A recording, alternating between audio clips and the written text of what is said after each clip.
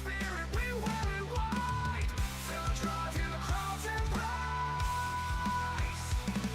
Rock on, Detroit Lions will rise.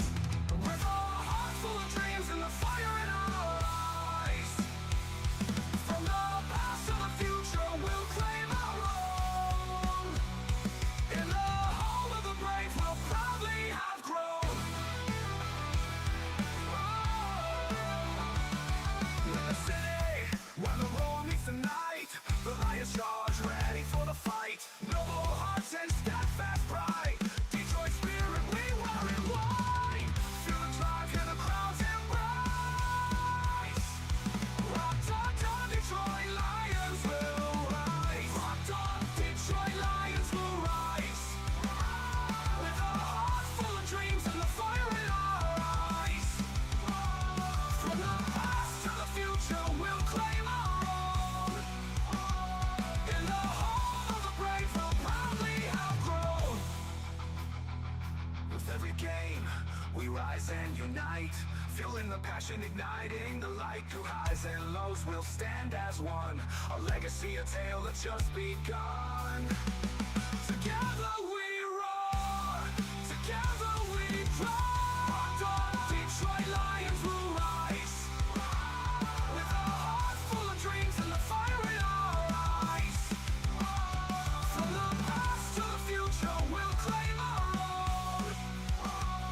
In the home of the brave, we'll proudly have grown. So let's lift our voices. Let's turn it up loud. For the love of the Lions, we'll always be proud.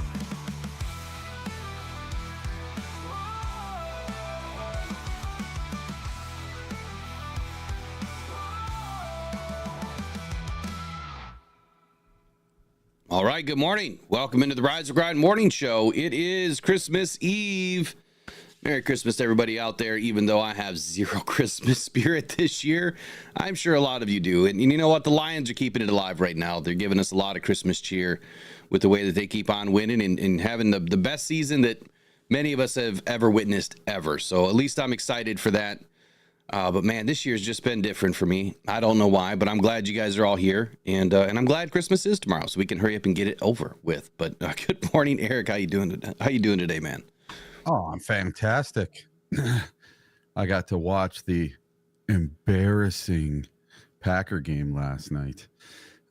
So Xavier McKinney earlier this year said that he didn't respect teams that embarrass other teams. So you know what the Packers did last night?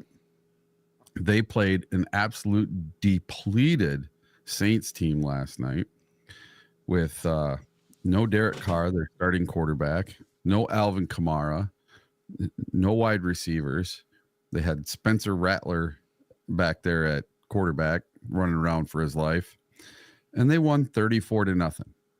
But it was in the fourth quarter. It was 4th and 2.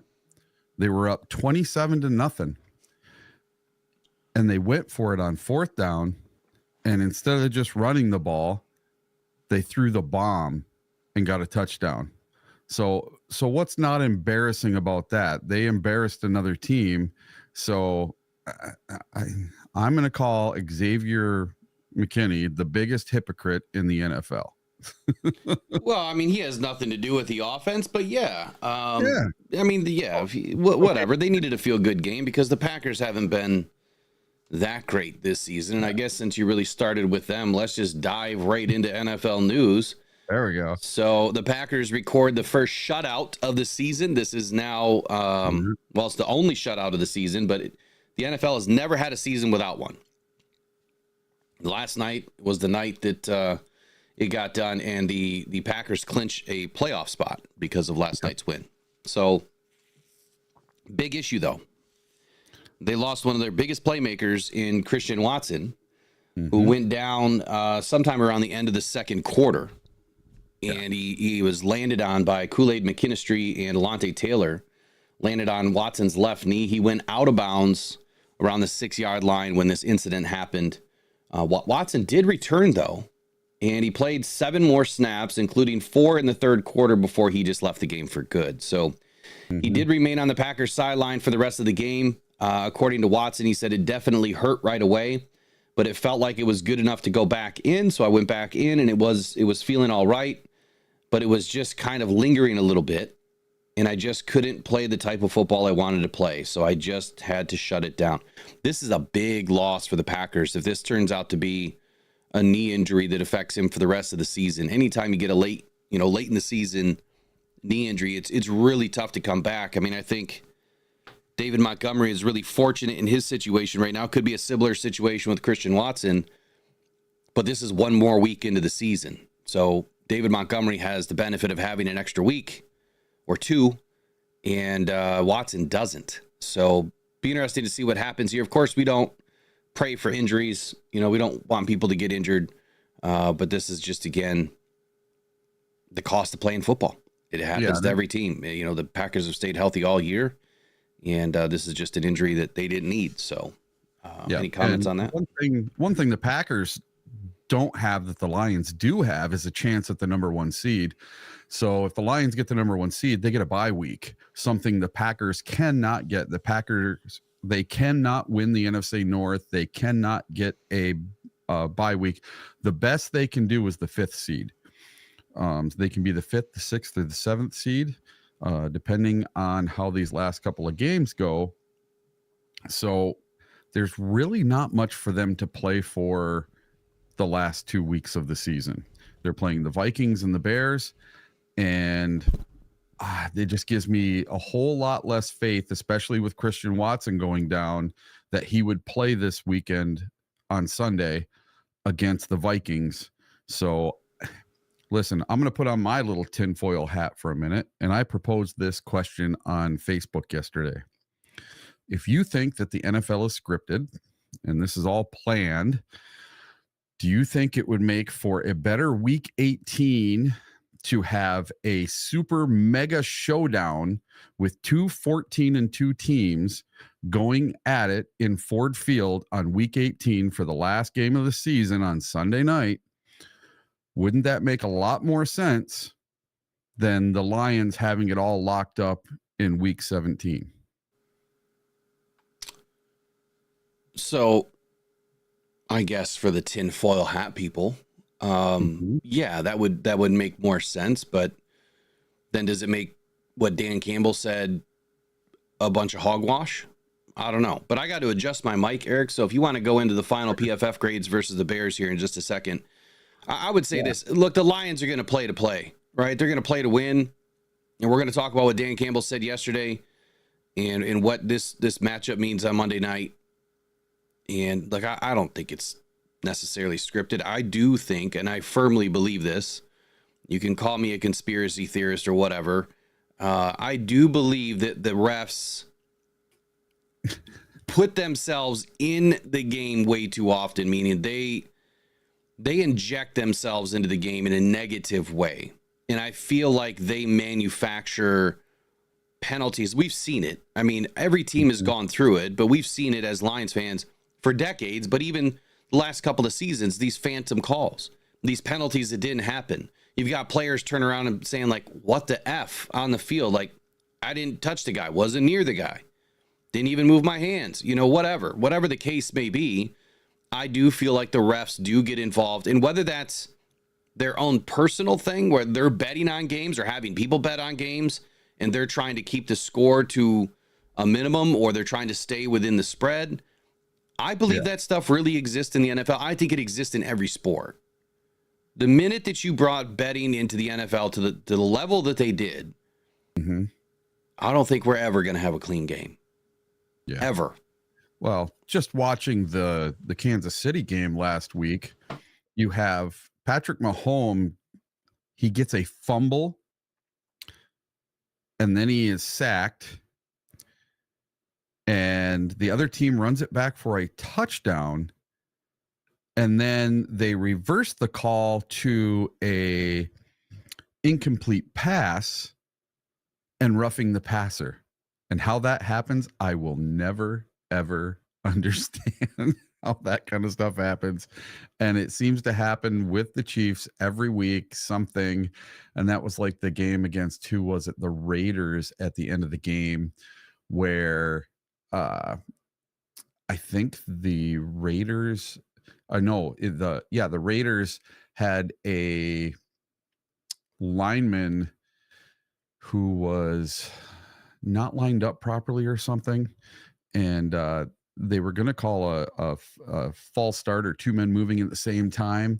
And then the quarterback fumbled the ball. So they just kind of wiped that under the rug and gave the fumble to the Chiefs. It was absolutely crazy. And I want all you guys in the chat today to really get your questions in the chat today, and get those comments in today, because I'm going to be trying to pay attention to the chat a little bit more today. And we're going to bring some of your guys' questions in that you really want answered. We'll try to get to them today. And let's see. PFF today. So PFF put out their best on offense and best on defense. So on offense, our top 5 people on offense were center Frank Ragnow with an 87.1. Jameson Williams with an 86. What an amazing day for him. Kevin Zeitler with an 80. Man, that guy's a rock. Running back Jahmyr Gibbs with he's a Zeitler. He's not Zeitler? A rock. He's a Zeitler. Oh, okay. Yeah, we're not related. And then Amon-Ra St. Brown with a 71.9. That rounds out your top 5. And just behind them was Christian Mahogany. He also had a very good day, and that was his very first start in the NFL. Was very nice to see. And then on defense, we had our top 5 be Jack Campbell. So both Will and I were talking about Jack Campbell stepping up this year and having a very good season in year 2. And so far he is coming through. Jack Campbell had an 83.5. Levi O. He's really having a good season, man. He's really put together a good season. I thought that this was going to be a breakout year for him. I do expect for him to be one of the best linebackers in the game by year 3. Yeah, I saw some stat yesterday that he's one of only like 5 guys in the NFL that has so many tackles for loss, and batted balls and a whole bunch of different stats. But he's up there. So I voted for him for the Pro Bowl yesterday. So hopefully you guys all got your Pro Bowl votes in yesterday. Yesterday was the last day for Pro Bowl votes, and they counted double. The whole bunch of Lions were in the lead and in the top tier for Pro Bowl voting. I'm guessing we're going to have a lot of Pro Bowlers this year. Yeah, I failed. So I was busy last night, and I really wasn't on my phone. And then I saw the Lions posted all the players, and if you retweeted it, it would be count as a double vote. And yeah. Then they did some signed jersey giveaways, and I got in on all those. Yep. I failed, but I did vote for everybody way early. I did as many votes as I could on NFL.com. Yep. So talking about Jack Campbell, though, just for a quick moment, sure. Expecting him to have a really good season. You said yesterday he scored an 83? 83.5. Yeah, and so far he has 116 tackles on the season. We had this conversation, earlier, is if there's somebody on the team that we thought could get up to 150 tackles this year, it would have been him.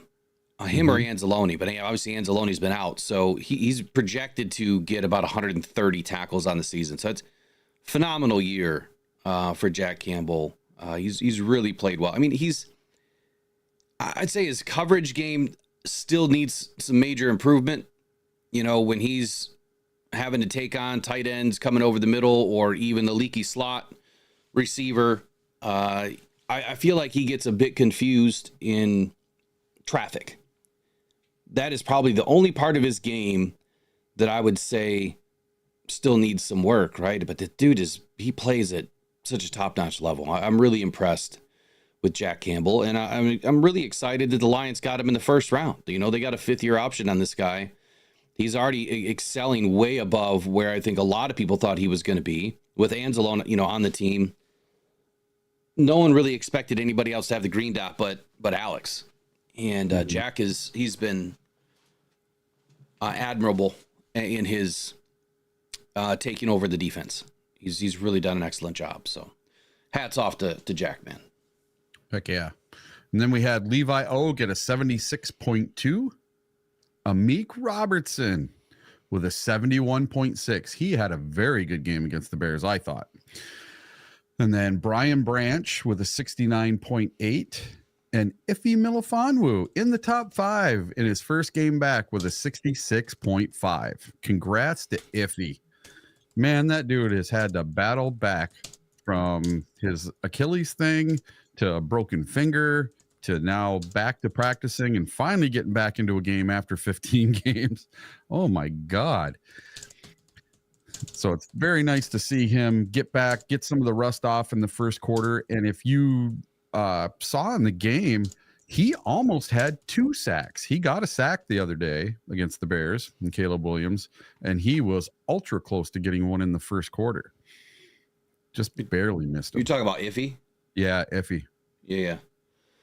Iffy's he's gonna be that secret weapon for us right now. I think that, last year when he stepped in, or was it the year before that where he stepped in kind of late in the season and he pulled down like 4 interceptions real quick, couple of sacks.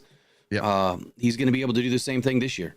I hope that he can recover. He's got an extra day to recover, between games, but I hope he can recover this week, after playing 50 snaps. Had a great game. Really did. Really played well. He said before the game, he thought he was going to be on a snap count of about 25 snaps, and he ended up playing 50 snaps. It's funny because I thought he was going to be on a snap count of 25. He said that before the game too? Yeah, after the game. Yeah. Oh, after the game. Interesting. Yeah. Great minds think alike. I'm not this bumbling idiot that some people think, but yeah. All right, let's get into some more NFL news here. So I found this one interesting this morning. I just caught it a few minutes ago. We know that the 49ers are a little bit banged up, right? Mm-hmm. Just a wee bit. And been knocked out of the playoffs for a minute now. And the question is Brock Purdy going to start in the face of all of these injuries to the offensive line? Now, this has been an issue for the offensive line. It will not change, before the Lions in the 49ers matchup, more than likely. This is just something that Shanahan and Purdy, they're going to have to deal with. But I can't imagine that they're going to hold him out. But then again, I don't know. Shanahan said this. He says, we've got a football team. We got to go out. We've got 2 games here, and we've got to see what guys can put out there. And whatever we do, we're going to put a game plan together as best as we can to give us a chance to win. So the question was raised to Shanahan, is there any thought on giving or any thought given to removing Purdy from harm's way because of injuries? And he said, no, I'm not thinking that way. So right now, Purdy is expected to start. But I guess here's the question. If you were in Shanahan's seat, and this is the same kind of question that we've had about Dan Campbell late in games, is there anybody that you would rather sit down for the rest of the season because you don't want to risk injury? I can't imagine that they don't believe that Brock Purdy is the future of this team. I can't imagine that. He's played at such a high level ever since he was inserted into that offense.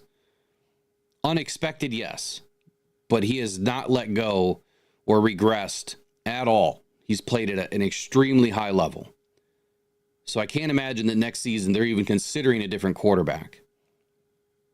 Would you, if you were the coach, in the chat, you tell me, or in the comments later, if you were the coach, would you sit Purdy for the last 2 weeks? Or would that just look more like the NFL is fixed ahead of the Lions coming back for a rematch? Or is the Lions 49ers rematch too important to where you wouldn't sit anybody and risk injury? What would you do, Eric? I don't think they have a choice. To sit or not sit? Well, listen, Trent Williams, he just got put. They just came out and said Trent Williams is done for the year. He will not play in the last 2 games. They don't have a running back healthy enough to put on the field. No, they don't. Their Well, they're Wide down. They're down receivers. everybody. They even lost Isaac Garendo. That's what I mean. Everybody. Yeah. They I put out a what do you want to call it, a tweet or whatever you want to call it, a social media post. I think the 49ers are trying to match us person for person on putting people on the IR this year.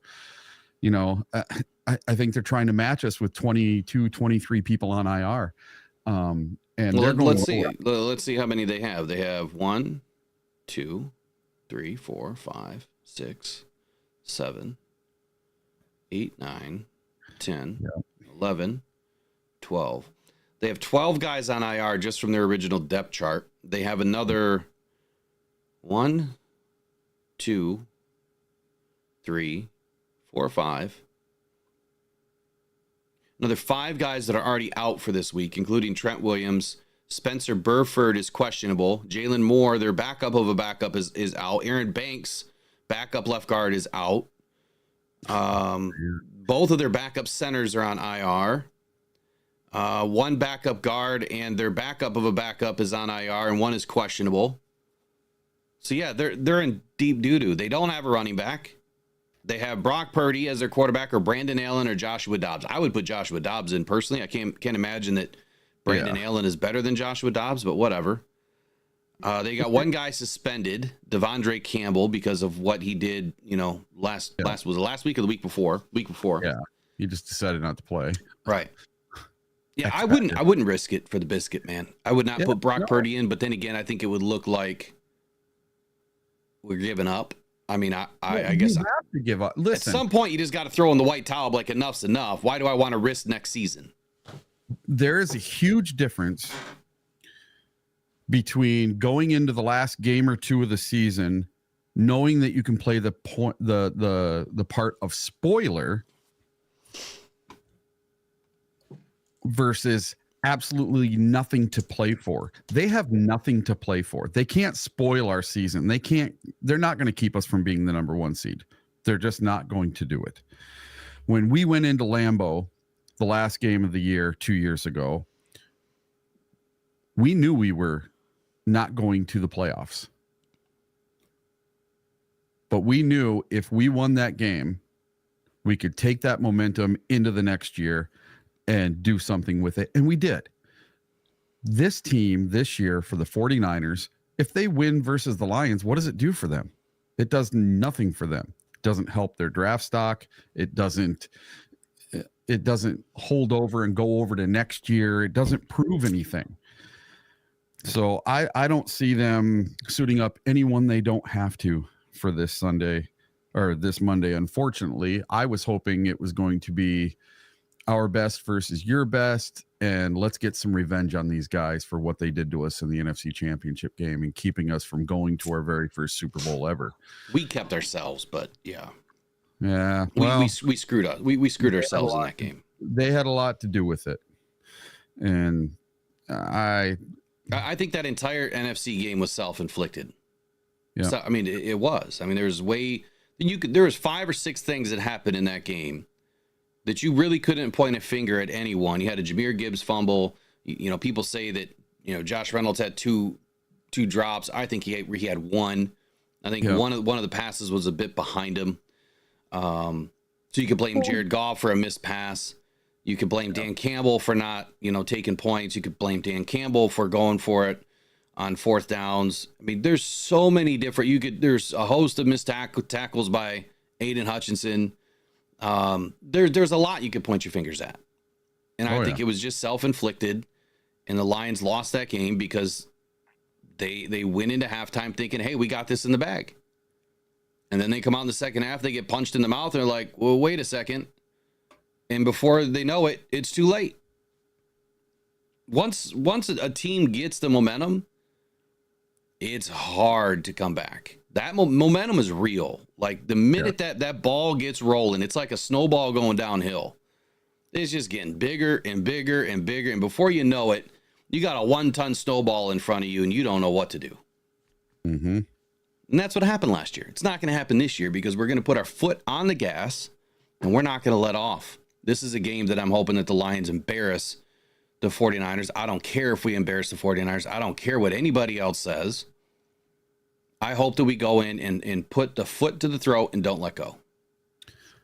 Well, Dan Campbell had a press conference yesterday, and he said he's bringing everything. He's bringing the house. He does not care what happens in the Viking Green Bay game at 4:00 on Sunday.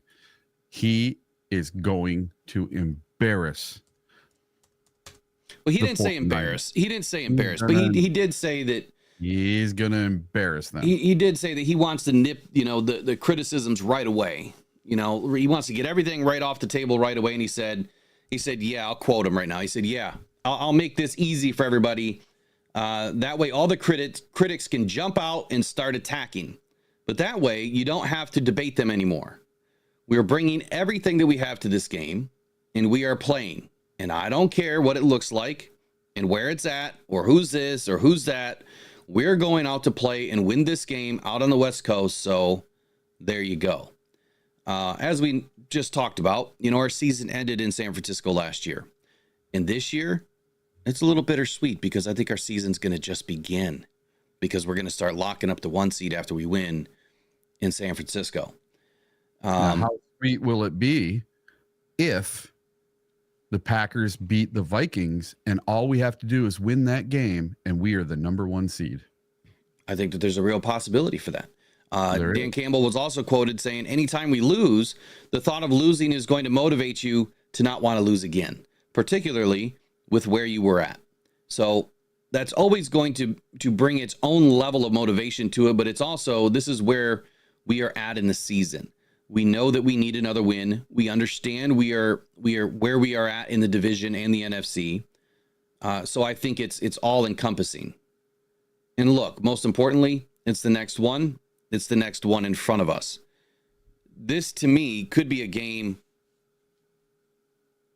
just like the Cowboys this year. Mm-hmm. Last year we were stung by the refs. I'm sorry, there's no other answer for that game. You could point to all of the things that the Lions did in that game. Look, we hung in that game. We made the right plays at the right time. We won the game in the end.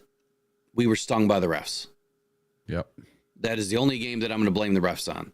Yeah, you could probably go through that game and pick it apart and say, could have done better here. Could have made a play there. Maybe pass it instead of run it here. There's a million things that you could go over, a million scenarios. Mm-hmm. But that game was a hard-fought game that came down to the final possession, and the refs stole it. The NFL stole it. This year, we walk into, Dallas and smoked them. I mean, that was a game that everybody was just firing on all cylinders. This is going to be a game just like that.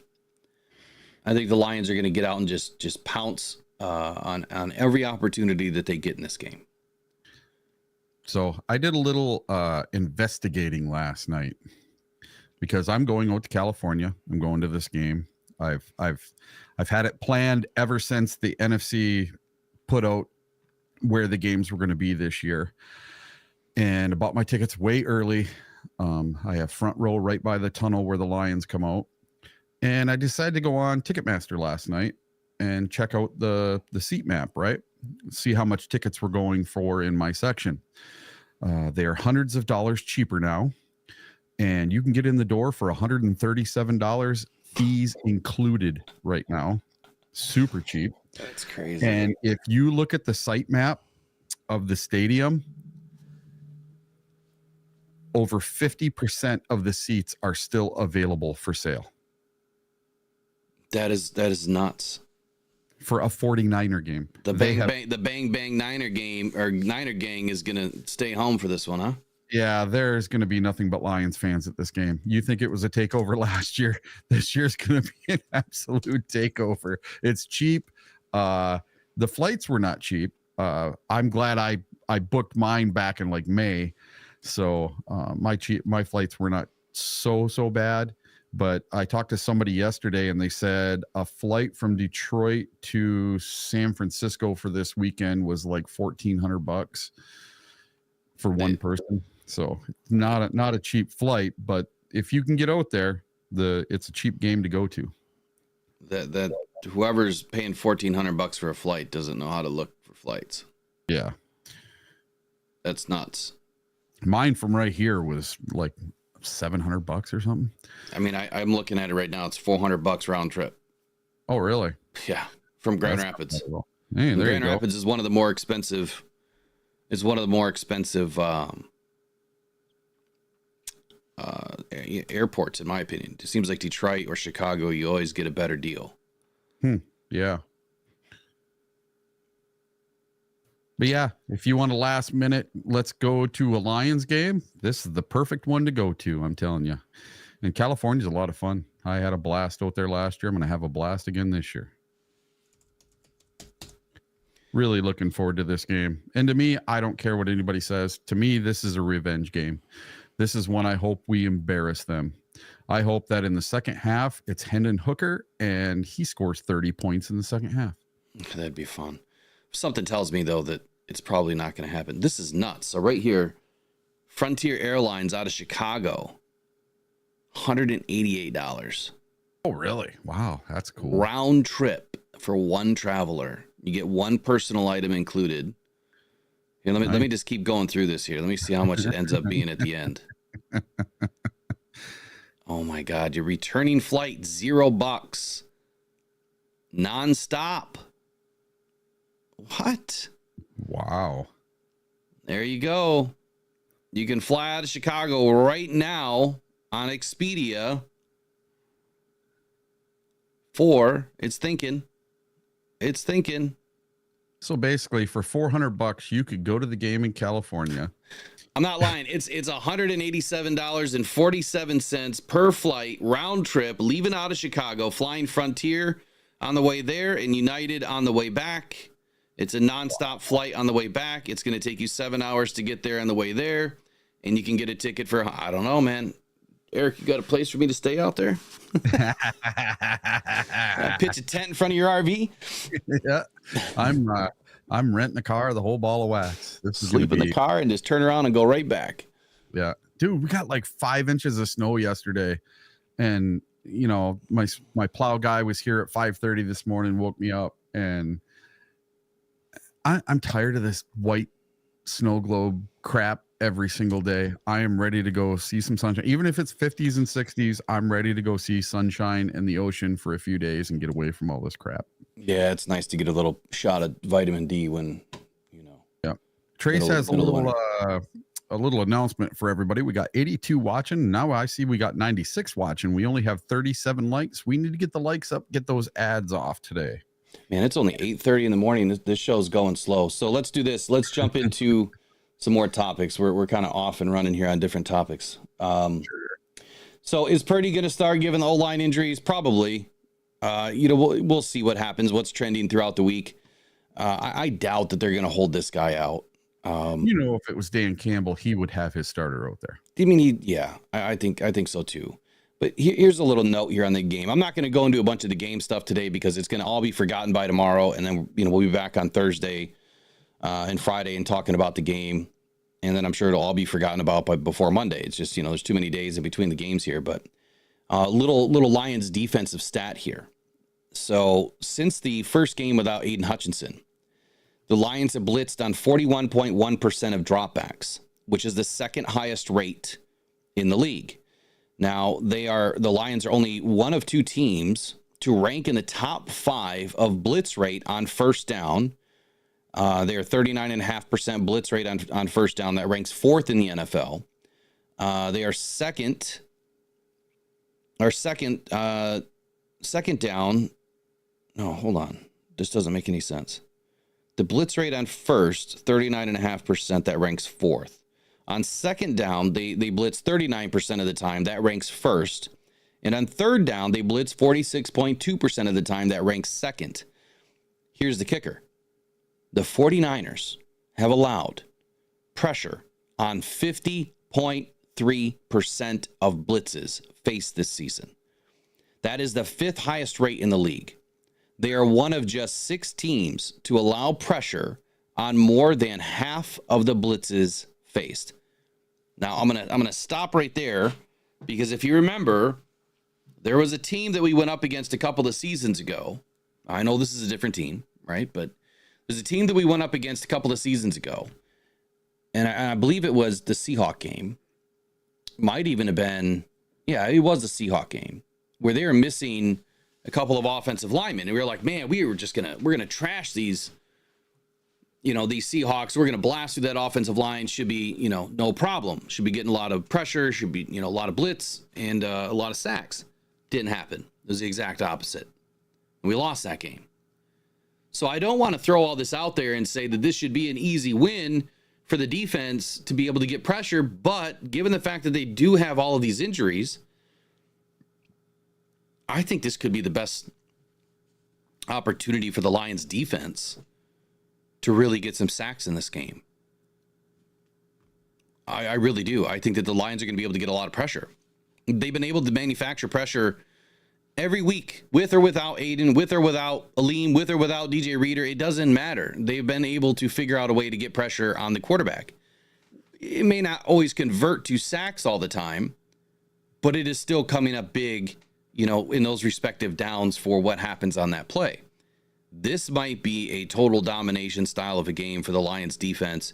If in fact that they do dial up some blitzes and they don't allow themselves to get burned on quick passes, this could be a really good game for the defense. Mm-hmm. So in the chat, I had someone ask me a question about Broderick Martin. And you always talk about getting pressure up the middle, and that's where we need to get the pressure from.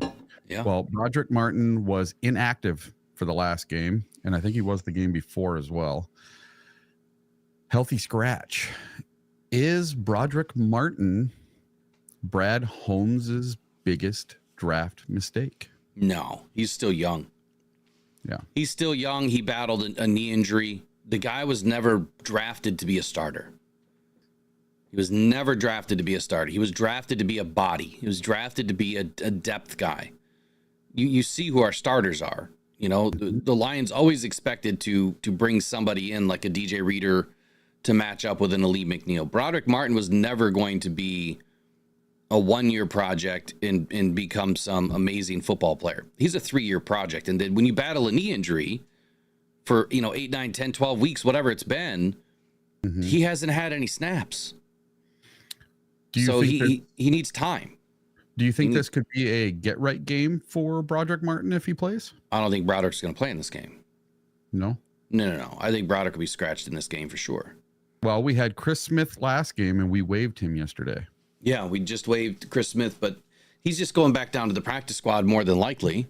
Yep. And I don't think that is a 1-for-1 here where, I guess it could be if they're trying to retain, an elevation for Chris Smith before they have to add him to the 53. They could put Chris Smith back on the practice squad and bring, or Broderick Martin could start in the game. Or at least get some significant snaps. But they have Miles Adams that should be up in this game. Jonah Williams was scratched last week. Jonah Williams could be in this week. So when you look at what Dan and Brad are doing, I don't necessarily feel like the healthy scratches mean that the player wasn't going to fit that week's model. And that could be it. Maybe he didn't fit what they planned to do on defense. I think they're playing the roster roulette game here, right? They're trying to save some of these elevations before they have to sign guys to the 53, because that's what's going to happen. It's either you have to waive the guy completely after 3 elevations, or you have to sign him. And the Lions still need to bring back some guys from injury. They're going to run out of roster spots. Mm-hmm. So it's just, they're juggling right now. It's a lot of roster gymnastics right now. I do not envy Brad Holmes at all. He's got a tough job, man. Especially this year. Holy crap. Yeah. Just trying to find warm bodies is something else. We only need 8 more likes to hit 60. We have 111 people watching. Let's do it, guys. Get over to the chat for 1 second and go hit that like button. Yeah, that would be great. And do us another favor. Head over to Talkin' Football. Let's do a promo real quick. I've got to go grab some more coffee. Head over to Talkin' Football at Talkin_Football1 and subscribe to the new channel. We should have a live scheduled here in a couple of weeks once we get the studio set up, and these guys are going to go live and do their podcast for the new channel, and then there's going to be a bunch of content that would be created out of all of that. It's going to be a little bit slow going in the beginning, but once these guys get rolling, it's 365 days a year of content, talking everything NFL, everything, college, betting. Like these guys were on, like, I think Treese was on like a 17 parlay streak or something like that. Something crazy. Wow. So these guys know their stuff. And like they're smarter than me about a lot of different areas. Probably has some film guys too. So hopefully we can get, some more film breakdown and do some individual plays in that throughout the season. But here we go. I'm gonna go grab some coffee. Be right back.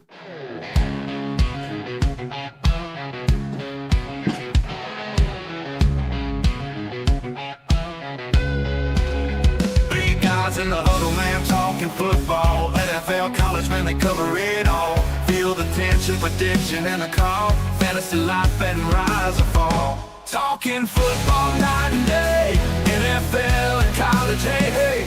Bets and stats, they don't play. Fantasy champs on our way. Guitars, roaring hearts, beating fast. Catch a pass, score, man, have a blast. Three voices, keeping it clear. Listen up, the season's here.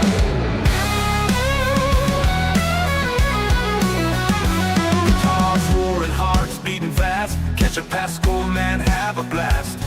Three voices keeping it clear. Listen up, the season's here. Talking football night and day. NFL and college, hey, hey. Bets and stats, they don't play. Fantasy champs on our way. Guitars, roaring hearts beating fast. Catch a pass, score, man, have a blast. Three voices keeping it clear.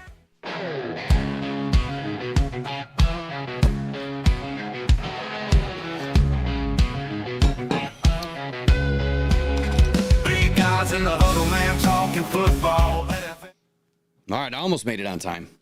Walked into Megan wrapping presents, so I got scooted a minute there. Yeah. Like I just need coffee. Come on, hurry up.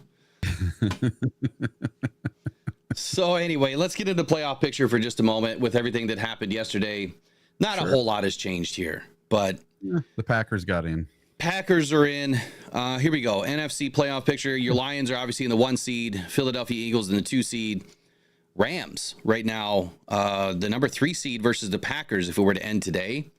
Yep. And the Falcons somehow is the number 4 against the Vikings. Yep. I didn't realize the Falcons were still in this thing.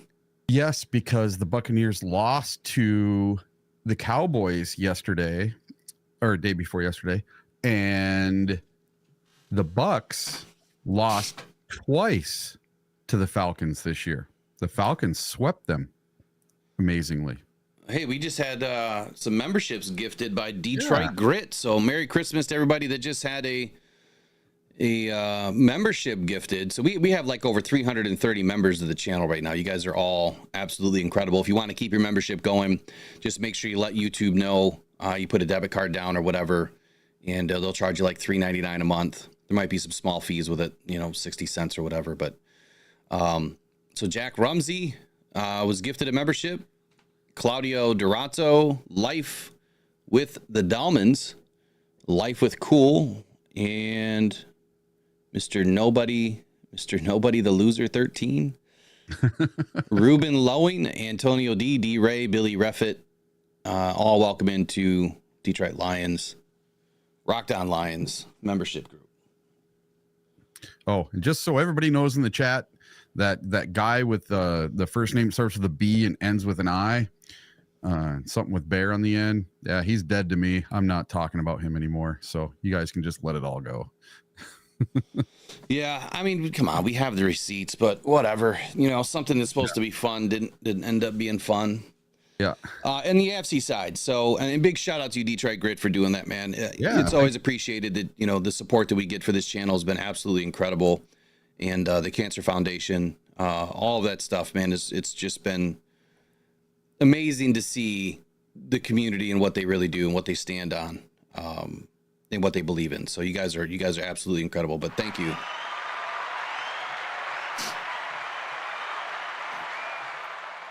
Now on the AFC side, Really, nothing has changed here. So Kansas City at 1, Buffalo Bills number 2 against the Broncos, Pittsburgh Steelers number 3 against the Chargers, and Houston Texans number 4 against the Ravens.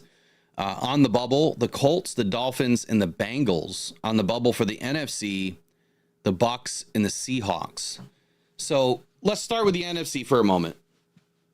You know, on the bubble, you have the 8-7 Bucks and the 8-7 Seahawks.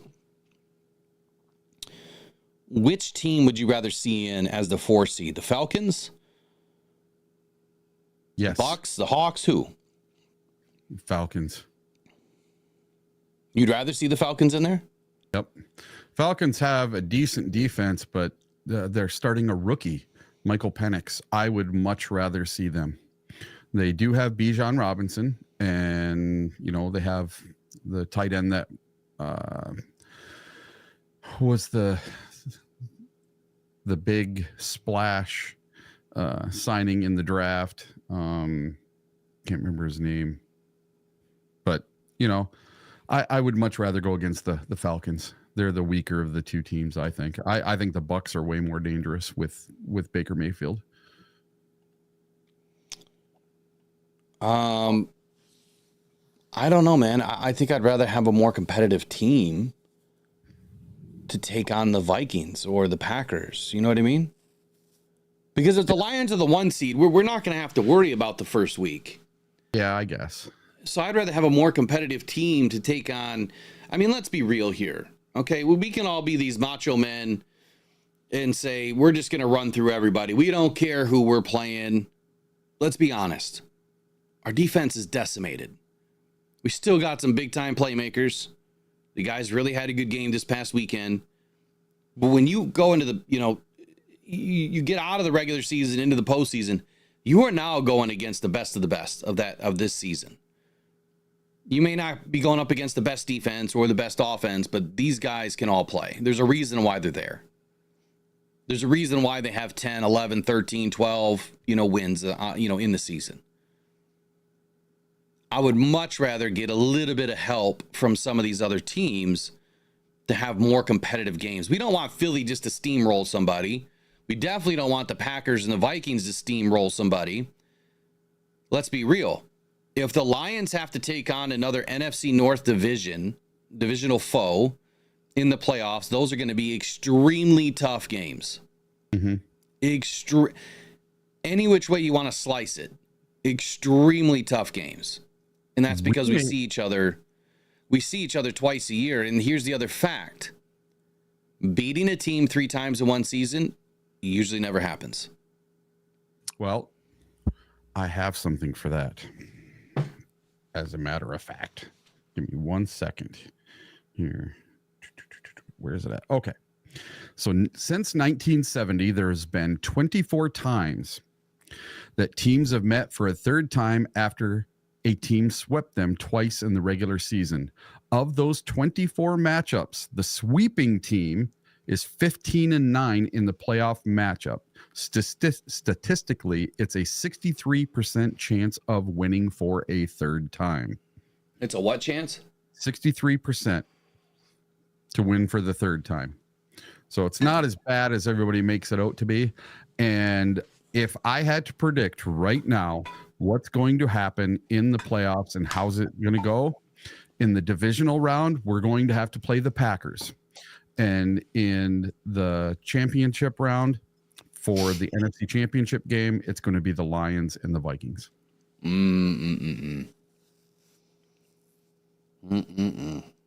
That's what it's going to be.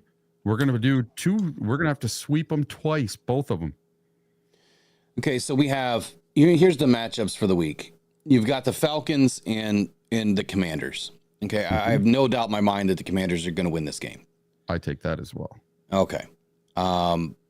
Eagles and the Cowboys. I really don't think the Cowboys are going to match up well. It all depends on what happens with Jalen Hurts this week.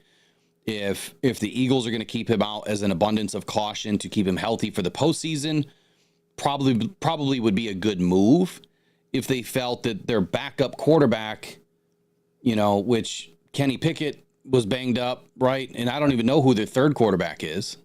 I don't either. I think Jalen Hurts probably play this week, but Yeah. there's that possibility that they keep him out just to make sure he's extra healthy going into week 18 into the postseason, where he's going to have to play, you know, right away in that first week is what our plan is, right? So we'll go ahead and say the Eagles win that game. The Lions should beat San Francisco. Washington should beat the Falcons. Then you have the Green Bay at Minnesota. I think that Green Bay can pull this game out. I really do. I don't. I really do. So if that is the way that it happens after week 17, Lions are the 1 seed. Washington then is the 7th seed taking on the Eagles. I love that matchup. Then you have Green Bay taking on the Rams. All right, let me go in there and say the Rams beat the Cards. There we go. Who else do I have to account for? We'll say the Seattle beats the Bears. I forgot to do the rest of the NFC teams. Oh, you got your playoff predictor up. Yeah, then I got the Bucks doing Carolina in for the season. Yeah. Okay, so that really didn't change anything. So it'd be the Commanders taking on the Eagles. It'd be Green Bay taking on the Rams, and it would be the Vikings taking on the Bucks. So the Bucks get back in, the Rams get back in just by Washington winning, Green Bay winning, and the Rams winning, and the Bucks winning. That's how that changes. I think that is a much better matchup. Who do the Falcons play this week? The Commanders. Oh, okay. Yeah, there's no way they win that game. Penix would have to play out of his damn mind. Yep. I think. No, I truly believe Washington wins that game as well. Yeah, so if you roll into week 18, then you have the Eagles at New York, or Eagles at home versus New York. I think the Eagles win that game. You have Washington over the Cowboys. I'm pretty sure that's a lock. Yep. And then you have the Seahawks in the Rams. Now that is a very difficult matchup. I'm going to roll the home team and say the Rams take care of business. Mm-hmm. Nothing changes except for the Lions and the Vikings. Let's just say the Vikings win that game. Okay. Lions are the 1 seed. Washington at Philly, Green Bay at LA, and Minnesota at the Bucks. So that would probably eliminate the Vikings and the Packers. And then you have Washington and the Eagles. Could Washington pull up an upset on the road? Look, second time around, they might be able to play a better game than they had the other day. Mm-hmm. Right? They learned a few things, but I doubt it. So then you would have the Bucks, the Rams, the Eagles, and the Lions. And the Lions would be taking on the Bucks again. And the Eagles would be taking on LA. I think that LA has a much better defense. I haven't looked at their injury report lately, but I think they have a much better defense to go ahead and give the Eagles a little bit of trouble. LA's defense has been very, very good. We might have a total rematch of what we just went through last year. Yep. It could be the Bucks and the Rams all over again for us. Oh, yeah. In the opposite order. So would you rather have that, or would you rather have an NFC North showdown? Bring it on. NFC North showdown. All right. Gotta be careful, man. Pick your You want to poison. beat the best, you got to play the best. I knew you were going to say that. Well, anyway, that's your matchup. So I guess what I'm thinking here is I would much rather see some tougher opponents going up against what is going to be our competition, you know, in that divisional round. I'd much rather see, you know, better teams get in than some of these other teams that, you know, really can't hold a candle to anybody. Got to make it at least difficult. You know, you earn the 1 seed for a reason. You know, you're hoping that you get a little bit of help, but I get it. You know, Dan Campbell doesn't care who he faces. Each week they've got to prepare for their opponent. It doesn't matter who it is. Mm-hmm. And I would agree with that. I mean, bring it on. I'm not scared. I mean, we've already seen the worst of the worst this season. We've gone up against some of the best defenses in the league, and we've done it, you know, against some of the best offenses, you know, in the league with a very beat up defense. So I think that no matter who we match up against, it is what it is. We're going to play the same game that we've been playing all season. Listen to this. So this is from the chat. TM Martin says, Jalen Hurts and Kenny Pickett are both ruled out on Sunday. Tanner McKee is going to play quarterback, and East Lakia calling up another QB from the practice squad. I have not heard any of that so far, so I don't know if that's true or not. Hold on a second. Where was this reported? I don't know. Just in the chat. Somebody saying that in the chat. All right, here we go. Let me pull this up. So, that would be very interesting. yeah, that'd be very early too. Yeah.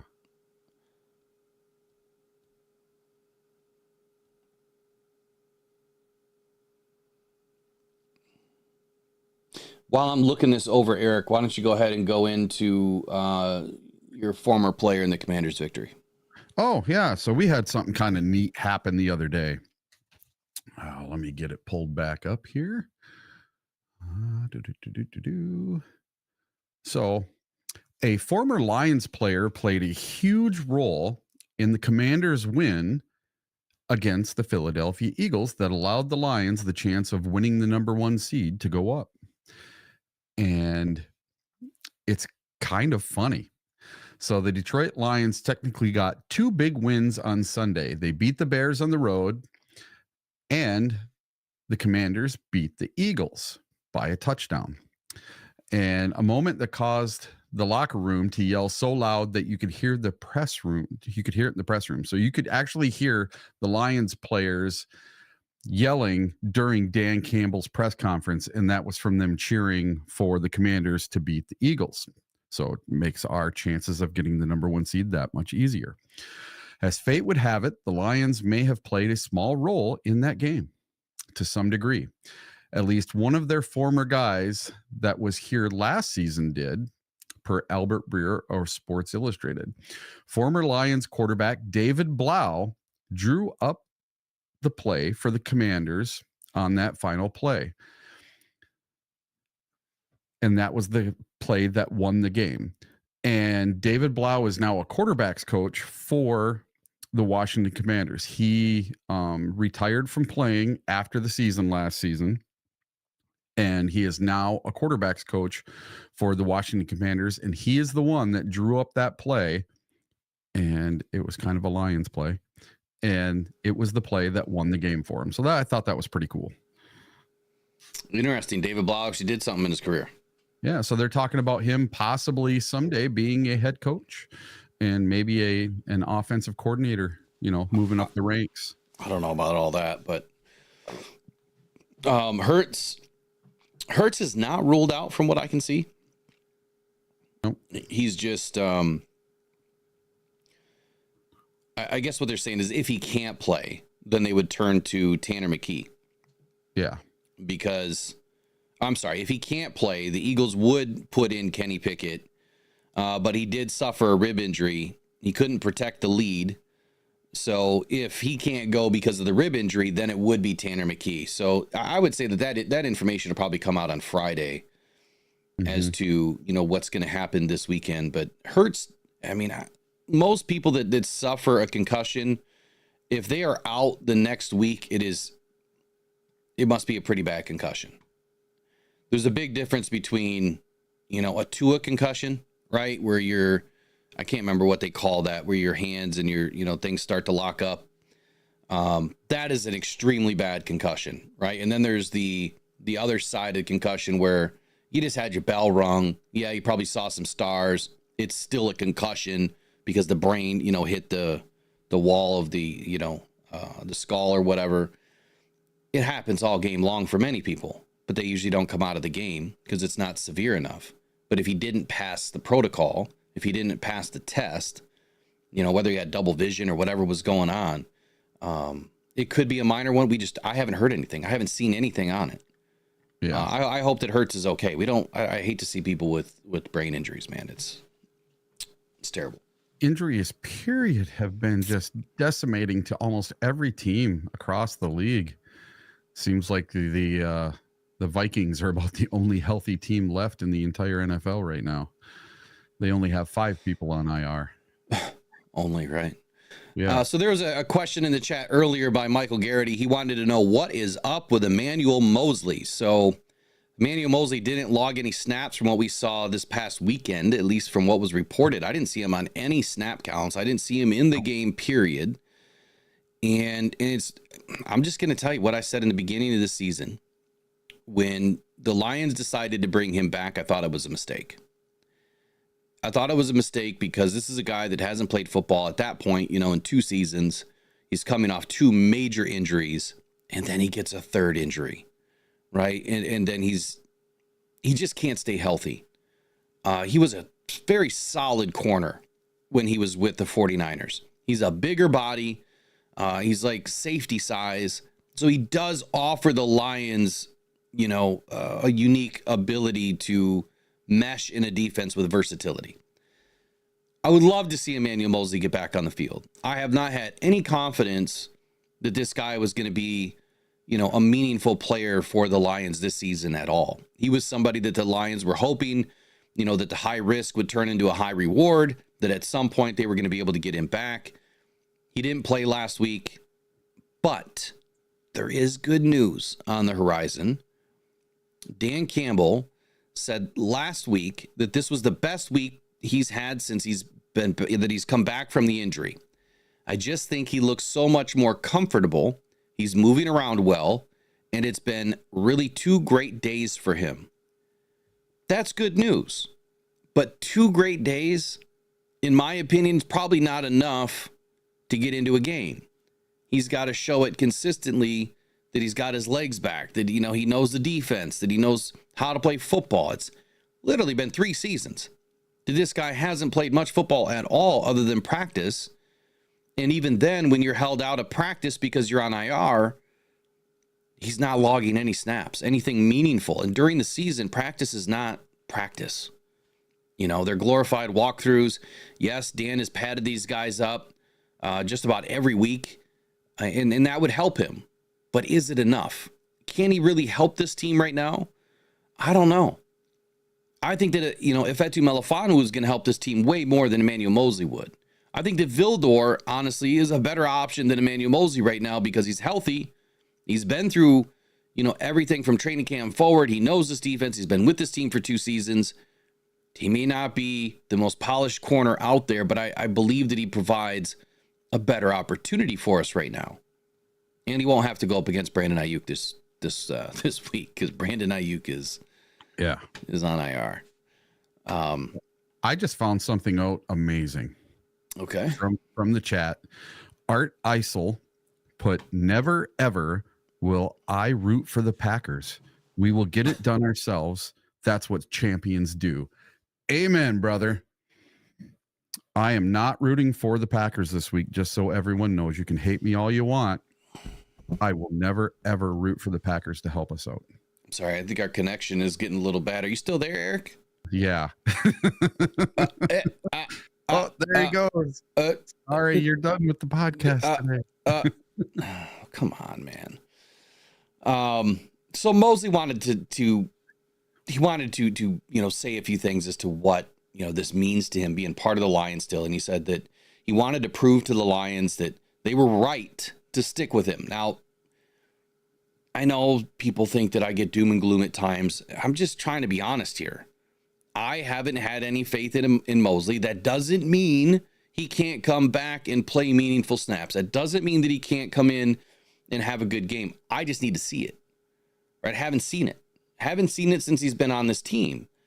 But despite just playing in 2 snaps last season, 2.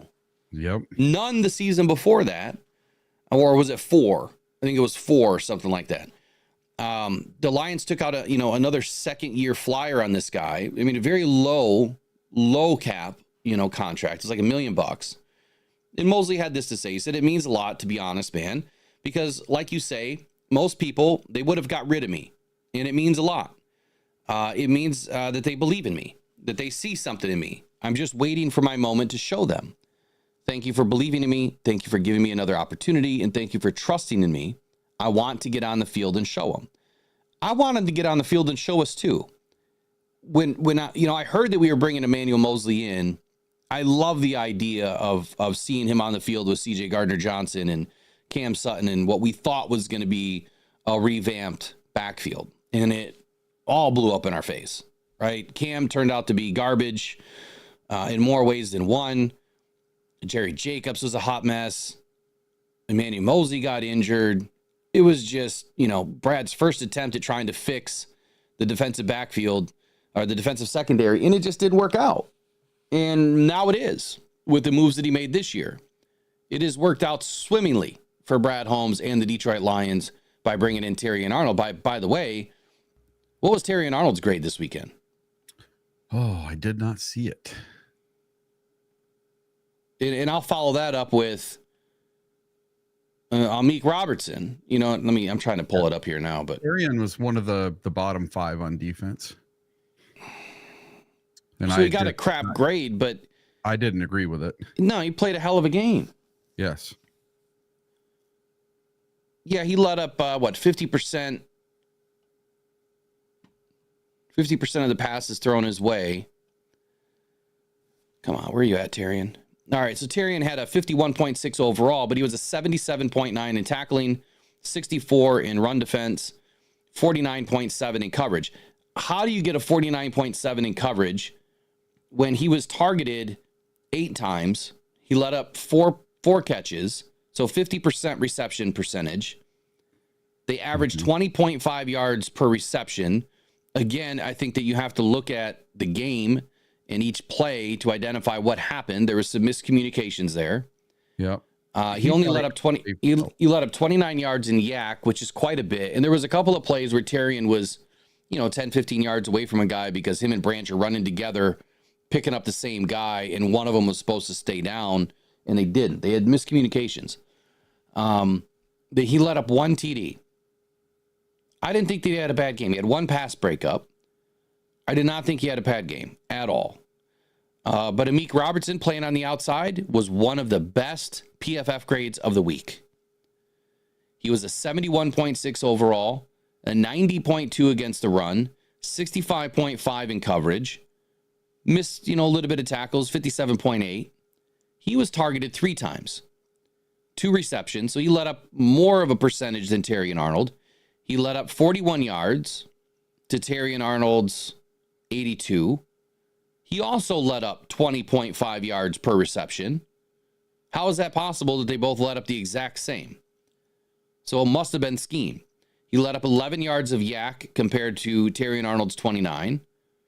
He had a pass go against him that was a long of 30. Terrion Arnold had a 45 long. Then he had 2 pass breakups, no TDs. I mean, they're relatively similar as far as, their production for the day. But Amik Robertson had a hell of a day on the outside. I'm glad to see that, they brought in such a versatile player that came in to lock down the slot all season, and he was never afraid to go on the outside, ever. And he said that early in the season, y'all better, what did he say? You guys better put some respect on my name. What did he say? He said, what did he say? Oh, that he was not a backup. He kept saying that people were calling him a backup. He was never a backup. He's there to play. He's played great all season. So I feel even more comfortable now that Amik, slid in at the number 2 spot and completely held it down. They're going to target Terrion. That's just the way the rest of the season is going to go. And if Aaron Glenn and his defense is smart, they are going to shade Terrion the entire season. Now that does take away, from the defense where offenses are going to be able to find a hole. It's just how much are you going to give up? I do believe that they're going to want to shade Terrion with a safety and go too high safety as much as we can this season. I know it eliminates one of the guys out of the box. It will, disrupt our run defense. And we kind of saw that a couple of weeks ago where our run defense was, not the greatest. But this past weekend in Chicago, one of the best games efficiency-wise on defense against the run game and efficiency-wise on offense for us in the run game. So what are your thoughts on Amik? In the chat, of course, in your comments later, let me know, what do you guys think about our DB room right now? Do you have any confidence? I think you should. I think you should be very confident. This is a very deep room. And then where I was going with this, Emmanuel Mosley, if he can actually get back on the field and play, 90%, 85% of where he was with the 49ers, I think that's commendable. I really do. It's going to take a lot for him to get there. But I do believe he could, help us, in an emergency if we do need to find another corner quickly. Mm-hmm. So what do you think, Eric? Yeah, you got to remember when Amik Robertson was with the Raiders, he played outside, and he did very well at playing outside, not just in the slot. And him coming to Detroit, I think he thought he was going to play outside. He didn't know they were going to stick him into the slot, be the X corner as much as they did. But they brought in Carlton Davis, the bigger, longer, lankier guy. And he's not afraid. He's not afraid to put his nose in there and be the dirty work guy. And I love it, man. I love his attitude. I love the way he plays. He's only 5'9". So even when he goes up against these great big guys, I don't remember seeing any flags getting thrown on Amik Robertson this weekend. He did a commendable job, and I think we're just fine right there. This weekend showed me that our defense can keep it up. So right now we are the number 7 ranked scoring defense in the league at 20 points per game. Overall, we're the number 14 defense in the league. So I don't mean this to be mean, but I got to correct you on something. Mm-hmm. So Amik did play on the outside with the Raiders. Yep. But he primarily played in the slot. Yeah. He played in the nickel. That was his position. Mm-hmm. So when he came to the Lions, he had a lot of Lions fans thinking he was going to be on the outside, but he played primarily in a nickel, but he also played on the outside. So I expected him to be in the nickel. That's where he's been. He's been that slot dog, if you want. His build is built more for that. He's just small. Yes. He's very short, but he doesn't play short. I think he's like 5'9", 5'10". Yeah. Yeah, he's not a big dude, but he plays bigger than what he is. Here's what he going up against tall guys. He actually plays better against bigger guys. Mm-hmm. For whatever reason. I don't understand it. He's 5'9". So at 5'9", he does give up a lot of size to any receiver that he sees on the outside. And even most in the slot, too. I mean, it's not like he's going up against a bunch of short guys in the slot. But he has also reminded everybody that when he, everyone, when he hit a few push-ups during player intros before the Lions win over the Packers 2 weeks ago, that pound for pound, guys his size don't compare to him. He plays bigger than what people think that he plays. Mm-hmm. Matter of fact, when he played in the slot, he had a coverage rating of 85.7 when he was with the Raiders. He also played 500 snaps on the outside. So he has the versatility. It was another perfect pick by Brad Holmes to bring in a guy that, in this situation that we're in right now, we don't need to worry. We just don't need to worry. Quote by Amik says, when you go against the number 1 guy, certain guys will bow down. I don't bow. I want the smoke. I'm an ultimate competitor. When I go out there, I want to go against the best. I absolutely love that. And love the way that he plays. He also said, I just go out there and be myself, man. I don't think too big. It's still football. I'm going to go out there, be me, have energy, talk my shit. That's just what I do. Like I always tell them, man, they're going to have to kill me. They're going to have to kill me to stop me. That's just my mentality. So I love it, man. I love his energy. And this weekend's it'll be another test. So who are we going up against this weekend?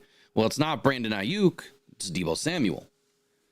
Terry Arnold's going to have his hands full. Deebo is as shifty as they get and quick. So it's going to be a tough test for these guys. So it'll be Deebo and Ricky Pearsall, correct? Yeah, I believe Pearsall's playing. I think that's all they have left. They have the one other guy too. Can't remember his name. Well, they have George Kittle, yep. Pearsall, Jennings. That's the one I couldn't think of. Who else do they have? Deebo. Jennings had some really good games. I don't know if he's still hurt or not. Who's that? Jennings, is he injured at all this week? No, he should be good to go. Okay. See, I mean, Debo, Jennings, and Pearsall and Kittle, that's not, that's not it's not an easy matchup for anybody. Yeah. That's why I don't believe that, Purdy's going to have a chance at sitting. So hopefully answered your question there on Emmanuel Mosley. I think the Lions are going to be fine. You're probably going to see the same matchup this weekend with Amik Robertson going to be on the outside with Terry and Arnold. And who knows? They may have given assignments this week. They may be traveling, which is one of the things that I really enjoyed this season is watching these guys, with their assignment and moving around. They weren't just stuck left or right. Some of that might change. I think the Lions are just going to put themselves in the best position to win. Detroit Grit says Amik has the jump height. Yeah, he's got a big vertical. Rakestraw. So Detroit Grit says, yes, start training Rakestraw over Mosley so he can help out in the playoffs. Rakestraw just needs some more weight. He is super skinny. Eric said the same thing yesterday. And, I was looking at some pictures yesterday of Rakestraw. And he doesn't look skinny to me. Like his arms aren't just skin and bone. Yeah, he weighs 183 and he's just under 6 foot. I would love to see him probably add, 8 pounds or something, get up to like 190. I don't think that it'll slow him down a whole lot. And I'm sure he will. I mean, every player that comes into the NFL, they're young still. They're still filling out. I would expect for him to add some weight. I'm just not so sure that Rakestraw is going to be up anytime soon. With Melifonwu back in the fold, do you think that they're going to try to insert Mosley versus Rakestraw? Mm-hmm. I'm not real sure there either. But given where this Lions team is with guys that we need to get back, we may not see Rakestraw again this season. I don't know. If you have the choice to play Rakestraw or Mosley right now, you almost have to go with Mosley. He's healthier. He's not on IR. And he has experience. Even though he hasn't played in 2 or 3 seasons, he has experience. He has done it before. He's been to the playoffs before. Heck, I think he's even been to a Super Bowl before. So Mosley, I would go with experience right now because Rakestraw has 14 snaps on the season as far as being a DB, and the rest are all on special teams. So right now, I'd love to see what Rakestraw has. I think he's got it in him. I loved him in the preseason. I liked seeing him at training camp. I just think he needed to be seasoned and maybe put on a few pounds. So moving forward here, a little update here on Alex Anzalone and Glasgow. So injury update for the week on these guys. Dan Campbell was asked if he was thinking about starting the 21-day window this week. I think I spoke about this yesterday. I didn't expect Anzalone to get activated this week. But Dan Campbell said, or hinted at least, that won't be in time for the 49ers game that they're going to get Anzalone his window open, for the Monday Night Football game. But he said, quote, it's close. Quote, I just don't know about this week. It's close, end quote. So Anzalone is very close to making his way back. And if he's able to get activated, the window opened next week, going into week 18, I think that's a big win. He's going to need a solid, week or two of practice to get his legs back, to make sure he feels comfortable with his arm and doesn't have, any sort of re-injury occur. He's going to have to bang a little bit. He's got to get that confidence in that arm. He's played with a club before, but this is going to be a little bit different. He'll probably have a full brace.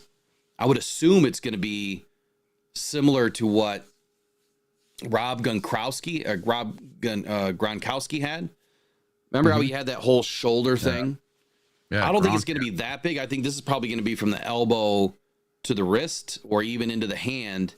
He'll probably have something covering all of that. I don't think it's going to limit his play, though. And as far as Glasgow goes, now, we had a conversation about Glasgow and Mahogany. Now, Mahogany had a great week, as far as practice and the game. He had a 70.6 overall Pro Football Focus grade versus the Bears. He only allowed 1 pressure on 33 pass blocking snaps. That might be a better game than Glasgow has had in quite a few weeks. Now, as you guys remember, Glasgow signed a 3-year, $20 million contract, so he's still under contract for the next 2 seasons. You know, at $6.75 million a year, is that a cheap contract for what Glasgow brings to this offense? Absolutely. Is it super expensive to where you couldn't trade him away? No. Would Glasgow, be comfortable at filling in a backup role if he was asked to? That is a question I can't answer. And I don't know if anyone's talking about that yet. Glasgow was one of my favorite free agency pickups. He's a guy that I was hammering for and pounding my chest on that we got to get him back this year. He's had an okay season. He doesn't look as comfortable at left guard as he was at right guard. And that may be the issue, is that he's just not as comfortable at left guard as he was at right guard. Last season, he played left guard, I think, at least 1 or 2 games, but he was primarily right guard, and he had a great season.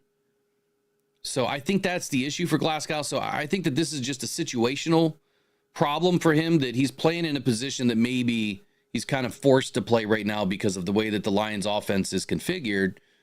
So when Zeitler is gone next year, if he's not retained, maybe Glasgow goes back to right guard. Mahogany played pretty well at left guard, but it's not his natural position. Maybe Mahogany goes to left guard. Or does Glasgow end up being a backup? Zeitler is retained. These are all the questions that are going to have to be answered in this next offseason. But for right now, I think that we should all feel very comfortable in the fact that Mahogany, being a rookie, 6th round pick, hasn't had any snaps, this whole season, really, was up against it. Played admirable. I mean, just an excellent game for this kid. His best course of action, though, would be to compete for the right guard spot in 2025. If Kevin Zeitler, who's on a 1-year contract at age 34, leaves in free agency, Mahogany could absolutely step into that role. Now, a quote from Dan Campbell. He said, just the amount of time, or the amount of development that took place during that period, knowing that we didn't have him in training camp, and you're talking about basically call it 3 weeks of the season until 2 weeks ago. Just the level of development that's continued to go, and he's a young guy, and it's really that you're not going to know unless you go. I hate Dan Campbell's quote sometimes. He says, you feel like you see the improvement, and the last thing to find out is, can he play in a real game? You feel like he can, and so it was just, we felt like he went there. Yode's been solid. He's been steady. We like Yode. We know that we know what Yode can do, but we needed to find out with Mahogany and seeing the growth and the development. It was time. I'm not real sure what Dan Campbell is really trying to say there other than this. Mahogany missed a ton of time.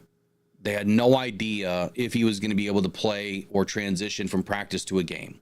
They saw the growth and the development. They knew it was time. Before the playoffs, we got to see what this guy has. This is a perfect opportunity against the Bears. Glasgow's down for the week. Let's get him some rest. And Mahogany, he played lights out. I think as best as he could play. So what do you think, Eric? Do you think that Mahogany takes over for Glasgow next season? Do you think that Mahogany slides in and takes over for Zeitler, and Zeitler is gone in free agency? What do you think here? I think the second would be more of a reality, because Zeitler, you never know. He gets that Super Bowl trophy, that may be enough. He may be done. And he only signed a 1-year contract, but we really like him. We got a lot of contracts to try to get handled. What are we going to do with Carlton Davis? What are we going to do with Zeitler?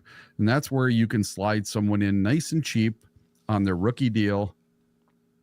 There you go. Mahogany. Perfect. Slide him in. You already have Glasgow on the other side. You could always keep Mahogany at left guard and put Glasgow back at right guard where he was more comfortable. Yeah. because Glasgow's a great fill-in for center. So anytime that Ragnow goes down for a game or two, there you have Glasgow. And who knows how long Frank is going to play. If we win a Super Bowl, maybe Frank and Zietler both retire. Maybe Decker retires as well. You never know. So we're going to be loading up on some offensive linemen. That's all I know. Yeah, I don't doubt that we're probably going to grab another offensive lineman next season. It could be a tackle. Graham's only 32.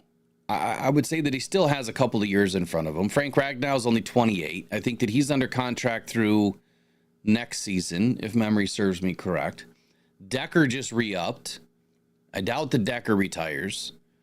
So it doesn't mean that we don't need upgrades. It doesn't mean that we don't need, better backups. I think that we're getting to a position now where maybe some of the old heads are going to realize. I'm sure Decker never wants to play in a backup role. But at some point, if you go out and spend a high draft pick on a left tackle, after one season of coaching the guy up and getting him ready, maybe at that point, the roles are reversed, or maybe Penei Sewell finally goes back to left tackle. There's versatility there. I like where we are on the offensive line. I think that we have a lot of options in front of us. To answer your question about, or statement there of Carlton Davis, I saw this video yesterday by this channel, must be a new channel, Lions Talk Weekly, and they were talking about Davis being out next season, head into the Ravens.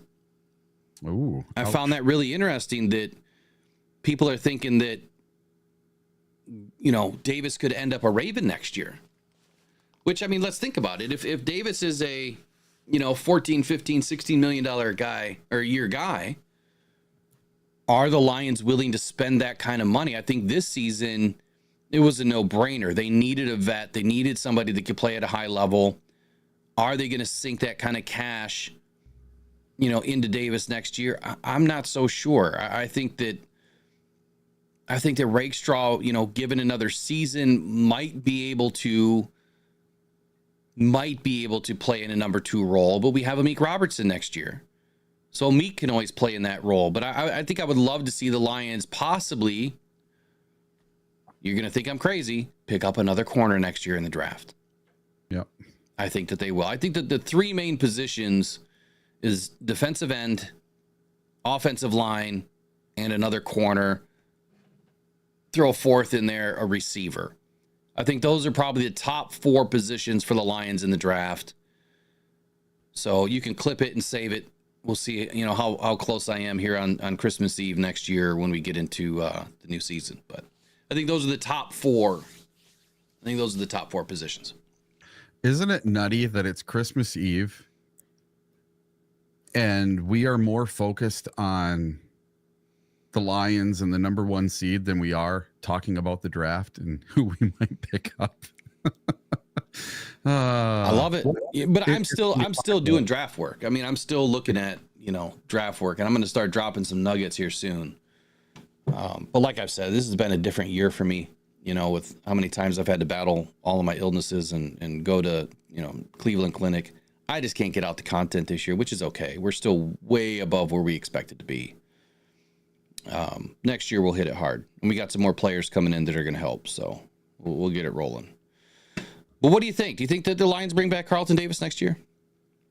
I don't know. That's 50-50. That's a coin flip.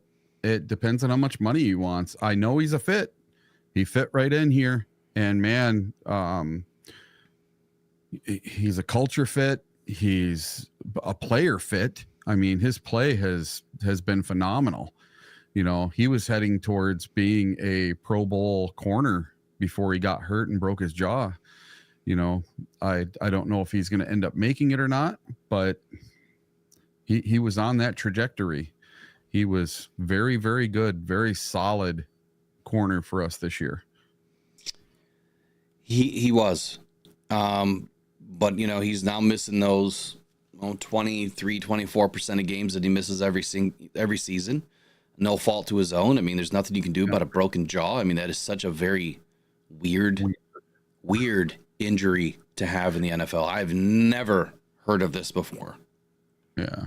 And then The same thing with Ali McNeil, getting his jaw, the TMJ thing, weird that we have double somebody getting hurt in their face or their jaw this year. That's very strange.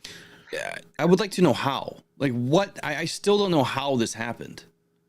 Probably a helmet getting up in there somehow. And so was it intentional? I would like to see the play because I don't know where it happened. And I don't know if there's, video coverage of it happening. But I would like to see the play where he had his jaw busted. That just doesn't make any sense. And how is it even possible? I mean, the cage around the face is supposed to get down low enough to protect all that. Yeah. I don't get it. Yeah, could always be one of these coming up through the face mask. All right, let's get on to a little bit more NFL news. Like I said, we'll get into the game on Thursday and Friday, more so Friday. But I want to talk about the Jets for a moment. The Jets? I want to talk about the Jets for a moment. Did you watch that Enigma thing on Netflix or something? Nope, I haven't watched it yet. Okay. I'm just making sure. Nope, sure. I plan on watching it. I might watch it tonight. I refuse to watch it. I'm not giving that guy. No. Look, I love everything NFL, so I'm going to watch everything. I don't care who the team is. I'm going to watch it all because I just love the knowledge. I love to be able to talk about these things. That's just part of the process of learning. But there was a story that was published detailing dysfunction with the New York Jets organization, which I think a lot of us already knew existed, right? Rodgers had this quote, though, on Monday, and I think it was on the Pat McAfee show, and he said this: there's definitely some leaks. There are people that have relationships with people in the media. There's motivations for writing stories, it seems, and nothing is surprising at this point. There's some interesting things that go on in every organization. Some that would like, to be left uncovered. But it seems like here, those don't always get left uncovered. They get covered. So in an organization where, every organization has to deal with this stuff, you have the internal issues. And I want to talk about this because it does relate to the Lions a little bit. Mm-hmm. You have internal struggles, you have internal conversations, things that typically, wouldn't be out in the public. Now, HBO, Hard Knocks, all that stuff kind of uncovers some of that stuff too, because there's cameras everywhere, things get caught. If you're not smart enough to stay away from the cameras, things are going to get, put into the limelight. So what Aaron Rodgers is saying here is there's internal things that are being said or done that really shouldn't be out in the media. So who's leaking it? Who's leaking this information to make the Jets look worse than maybe what they are, or to glorify, all of the Jets organization problems? Now, later on during the McAfee show, he also said this. He said, it can't be the norm that there are so many leaks and so many people continue to have conversations, whether it's getting some sort of angle or revenge, or even with people who are still in the building. The standard needs to be you are not creating questions for other people all the time. Leaking things doesn't become the standard. Obviously, what's best for the Jets is not having these types of leaks all the time. When that gets figured out, it will be a little easier to win. That doesn't have a direct impact on the players on the field, but it does have an impact on the culture and the chemistry and the overall energy of the building. That's what needs to get better. That's what relates to the Lions. So the Lions have an amazing culture, right? Chemistry, identity, camaraderie, you name it. The best turnaround in NFL history, in my opinion, from where the franchise was to where it is now. And what the Jets are struggling with is kind of what was, in front of the Lions for so many seasons, especially with Matt Patricia. Like, there's a lot of things that were being said and done that were leaked, about things like he said about Okuda or whomever, right? There was a lot of issues there. Even with the receivers, there's receivers that just wanted to get away from the Lions because of Matt Patricia. A lot of players wanted to leave. So we saw a very similar thing going on during that time of the Lions organization, and where it is today, bar none, the most chemically sound organization, in my opinion, in the league. We don't have a bunch of leaks. We don't have a bunch of things that are getting said behind closed doors, ending up in the papers. Dan Campbell will address everything. Brad Holmes will address everything that needs to be addressed. They have no issues with transparency. I mean, they're going to keep some things close to the vest like all teams do. But this is a real problem for the Jets. And then I came across this other article about Woody Johnson, obviously the owner of the Jets. And this dude had the gall. This just blew my mind. He had the gall to say that he didn't want a player or a player to play because their Madden rating was too low. What? I'm like, you can't be serious right now. So let me just read through this. He says, Woody Johnson decided to do his own research when talking about Madden ratings, a lost season, in the most dysfunctional place imaginable. The New York Jets owner was at his house in Palm Beach, Florida last February, discussing potential offseason acquisitions with the team decision makers as they watched game tape. Wide receiver Jerry Jeudy, a former Denver Broncos first-round pick, flashed on the screen. Jets general manager Joe Douglas expressed interest. And according to someone familiar with the meeting, Johnson took out his phone and started typing. A few weeks later, Douglas and his Broncos counterpart, George Patton, were deep in negotiations for a trade that would have sent Jeudy to the Jets and given future Hall of Fame quarterback Aaron Rodgers another potential playmaker. The Broncos felt a deal was near. Then, abruptly, it all fell apart. In Denver's executive's office, they couldn't believe the reason why. Douglas told the Broncos that Johnson didn't want to make the trade because the owner felt Judy's player rating in Madden NFL wasn't high enough. According to multiple league sources, the Broncos ultimately traded the receiver to the Browns, and last Sunday, Jeudy crossed the 1,000-yard receiving mark for the first time in his career. Head coach Robert Saleh was fired 5 games into this season. Douglas was fired 6 weeks later. Johnson suggested benching Rodgers due to poor performance. A Jets spokesperson said the owner was being provocative. He made the statement in jest to see how it would be handled. A week later, the Jets traded for Devontae Adams. You kind of get this timeline here. So the all-pro wideout and Rodgers' close friend and former teammate Green Bay is now in New York, but they've stumbled to a 4-10 record. And they will miss the postseason for the 14th straight year. Quote here. Let's see who said it. Who said it? I don't know who said it yet.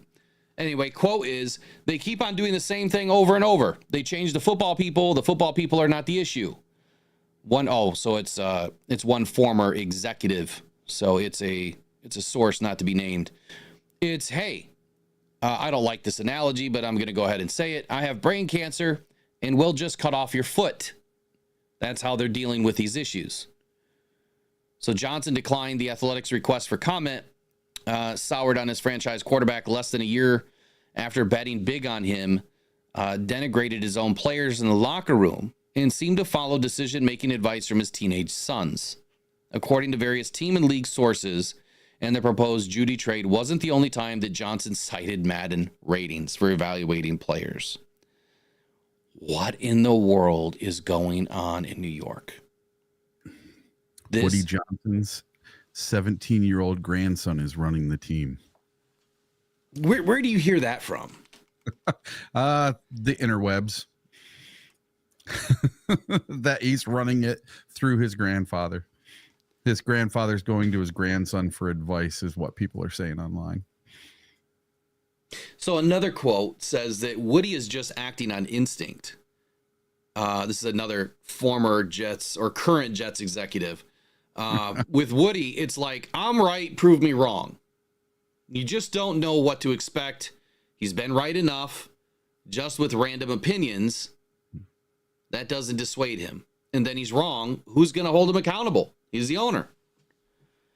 So I would say this. The Jets are in a very serious situation if they have to manage, the owner and what he's doing as far as, really Madden ratings? That's just crazy to me to think that an NFL owner, to your point, if his grandson is really, pulling some of these strings behind the scene and they're utilizing Madden ratings to kind of compare these guys, this is just crazy to me.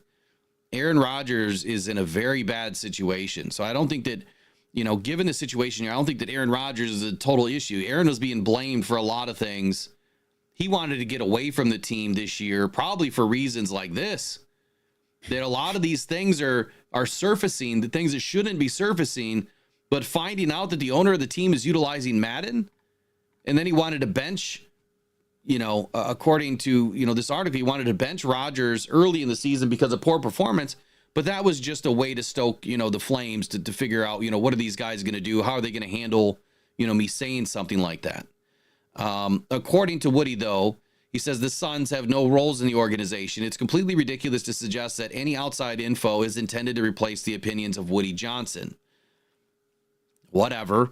When discussing things, you'll hear Woody cite something like Brick or Jack read online that's being weighed equally against whatever opinion someone else in the department has. So I don't know who Brick or is his son's name really Brick? Must be. Brick. Yeah. Wow. Sorry, I'm not trying to make fun of his name, but Brick. Sounds like a porn star, Brick Johnson. Wow. Jesus, man. Just remember, Lions fan, this was us to a degree. We had so many internal issues just 5 seasons ago, and the many before that. And where we are today, like, this is something, the reason why I put all I want for Christmas is a Super Bowl. Like, I literally don't want anything. I don't want anybody to buy me anything. I don't want another Christmas present the rest of my life. I just want to go to a Super Bowl parade in Detroit. That's all I want. That's all I want. Amen. I just don't want to be this. I don't want to see our team go back to the days of where, we have coaches just look at Matt Patricia and look what he did to this organization. And look at Matt Millen and what he did to this organization. I don't want to go back to that. And I know that a lot of people are worried that we're going to lose, quite a bit of our team with Ben Johnson and Aaron Glenn. And I guess the hopium of the day is this. I don't think that we're ever going to take a step backward. I think that what's going to happen is the guys that replace them, I hate to say it, could be better. And the reason why they could be better, the reason why that opportunity even exists is because of how great the culture is in Detroit. I know a lot of people are sick of hearing about the grit culture and the identity and the chemistry. But if without it, what are you? Without the culture the Detroit Lions have today, we are not able to attract another Ben Johnson. We're not able to attract another Aaron Glenn or someone that is better than them. Maybe they're coming up through the college ranks. Maybe they're already on the team and they're going to, maybe it's a Calvin Shepard or maybe it's, a Terrell Williams or Terrell Williams, however you pronounce his first name, Terrell or Terrell. I don't remember how he pronounces it, but anyway, be thankful, right, of where we are. Be thankful that they really poured their hearts into fixing the culture first. And that is exactly why I kept saying from the very beginning. Now, I wasn't on YouTube back then, right? I wasn't doing this, back in 2021. But I said from the very beginning, man, it is going to be a rough first year. Partly because Jared Goff didn't have any weapons on offense. The guys that we were bringing in, like they were scraping the bottom of the barrel to bring guys in. And that quickly changed after 2022. And that's when the turning point was. in my opinion, was week 18 of 2022. That is when the major turning point. That's when the coin flipped to the other side, and the Lions were able to start attracting some better players. And then last season, clearly, now we are that destination station, for the NFL. A lot of players want to come here. A lot of coaches want to come here. Here being Detroit. What a difference a couple of seasons makes. Mm-hmm. So, what a difference. What's your opinion on all this, man? I mean, you've seen it all. You've been a fan your whole life, too. So, like, to me, a story like this, I would expect out of Jerry Jones and Stephen Jones, not out of Woody Johnson and the Jets. Seriously, I would never have thought that in a million years that Madden ratings and a grandson could be actually making decisions for an NFL team. I could see that out of Jerry Jones and the Cowboys, but not out of the Jets. Even though the Jets have been bad for a very long time, I could have seen that out of the Lions. Could you imagine if Sheila let her granddaughter influence whether or not we brought in Tim Patrick? That's how ridiculous that all is. It's just absurd. And that's what I think. Their quarterback is absurd. Their wide receiver is absurd. Their coach was. Now their owner is. The Jets are just, they're absolute complete dysfunction. I don't know how they fix it. You're going to have to sell the team or do something, take away power from the owner. I don't know. I don't know what they do, but they're going to have to do something. They're going to have to do it quick because they paid a lot of money for that quarterback that may not be there next year. And they gave away draft picks to the Packers. And yeah, I'm sure he hit all sorts of escalators this year. So it's going to be, what did they give up for Aaron Rodgers? Was it a first rounder or second rounder? Had something to do with how much he played, I think. Yeah, I think that was 2 firsts, which one of the first would have been a second had he missed or had he not played more than 60% of the snaps. So I think that it was a first and a second. We're talking, 2 seasons ago. So yeah, I'm pretty sure it was a first and a second. And then, of course, taking in that huge contract. I mean, the dude this year was on pace to make $100 million this year. Mm-hmm. I've never seen anything that crazy. So who was it that just had a question in the chat? Brent DeWitt had a question in the chat, said, what was the game ball incident? Yeah, this was nuts. So the game ball incident that happened a few weeks ago, I think it was a few weeks ago. Again, this dude's son's name is Brick. Literally, it is Brick. Brick Johnson. Man, I thought Will Rock was cool, but people don't think that Rock is my last name. They think that when I came up with Rocked On Detroit Lions or Rocked On Podcast Network, like it was to take a name from another podcast company. I never even knew that other company existed. I didn't watch podcasts like that. My name is Rock. It is. So for all the people that spread rumors, there you go. But anyway, this past Halloween, the Jets registered their first victory since Robert Saleh was fired. And it was a very significant moment for a very, struggled team. Aaron Rodgers walked into the locker room with the game ball in hand and was expected that he would give the ball to Jeff Ulbrich, which is a customary gesture in the NFL when a coach gets his first win. But before Rodgers could even speak, Woody Johnson's teenage son, Brick, took another game ball and awarded it to Garrett Wilson. In an exchange that the owner's son later posted to Instagram, that was one of the best effing catches I've seen in my entire life. Garrett effing Wilson. And so then Woody then gave Ulbrich the ball Rodgers had been holding. Multiple players said the energy felt drained out of the room. Wow. Dude, I'm sorry, man. It must be great to be a billionaire's son. It must be awesome. But to have these kids, and they are kids, anywhere near the influence of this team will never be anything. No. You're going to see players that are going to want to defect from this team in free agency this year. Guarantee it. I'm surprised that Aaron Rodgers, I would be surprised if Aaron Rodgers plays another snap after week 18. I don't think Aaron Rodgers is coming back. Nope. I would say, look, the experiment didn't work. There's way too many issues going on here. It's time to just hang it up. And you know what? It sucks. And I know that, you could care less about Rodgers because he was a Packer. I respect the dude for what he's done in the NFL. A lot of games lost to Aaron Rodgers as a Lions fan, but I respect him for what he's done because very few people on earth ever will ever have an opportunity to throw a football in an NFL game. And he took it to the highest of levels, won a Super Bowl, dominated an NFC North division. And I respect what he's done. I don't, there's certain things that maybe he does personally that I may not see eye to eye, but who am I to judge, what Aaron Rodgers does in his own personal time? Yeah, it makes for fun comments, makes for fun commentary or fun segments, but his career just,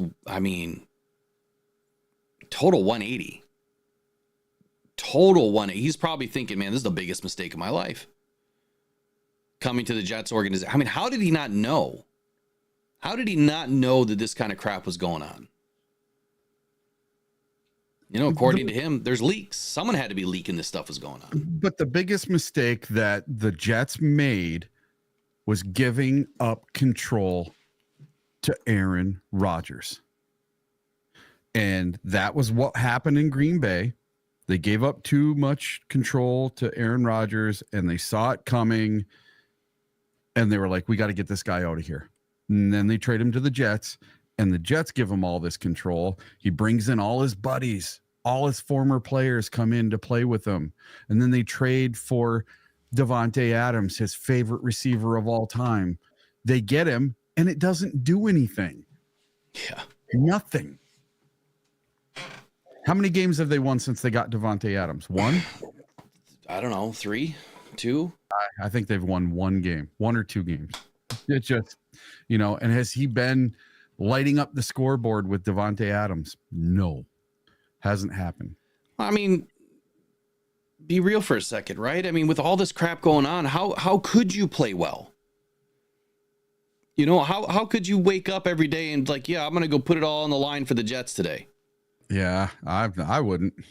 I would be walking. I'm sorry, I hate to say it because I love competition, but I would be doing the bare minimum. Bare minimum. Just pay me my paycheck. Get me the hell out of here. Force a trade. Get me out. Well, Aaron Rodgers is going to get rich from you watching his show on Netflix, and then he's going to go be the host of Jeopardy. And then he's going to go do ayahuasca and go to the pyramids. He's already rich and he's already paid from Netflix. Yeah, I know. Well, he's going to get a little bit more because you're going to watch him and I'm not. So, hey, I want the knowledge. I want to be able to talk about it. All right. I want you to waste however many hours of your life watching that show. I guess Jared Goff does make an appearance on that documentary. Well, there you go. The only reason I thought about watching it was because I found out that Jared Goff does make an appearance on it.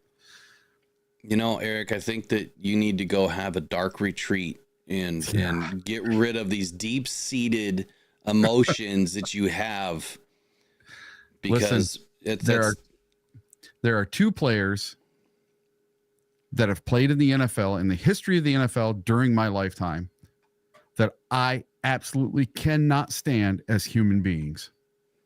Brett Favre and Aaron Rodgers. Both of them are despicable human beings, and I cannot stand them.